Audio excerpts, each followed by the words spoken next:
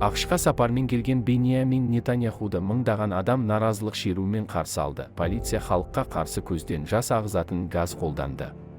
ақш конгресі алдында сөйлеген сөзінде Израиль премьер-министрі Газа соғысындағы құрбандар саны қалалық соғыстар тарихындағы ең төмен көрсеткіш. Халықаралық қылмыстық сот дәлелсіз Израильді Газа тұрғындарын аштыққа ұшыратты деп айыптады. Израильдің қаһарман сарбаздары Газа секторында соғыс жүргізгені үшін айыпталмай, керісінше марапат алуы керек. Біздің соғысымыз сіздің соғысыңыз, біздің жауларымыз сіздің жауларыңыз, ал біздің жеңісіміз Америка құрама штаттарының жеңісі.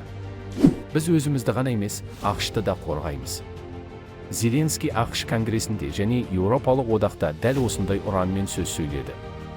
ақш конгресінде Нетаньяхуды қошеметпен қарсы алды, ал кейбір конгрессмендер тіпті келмеді.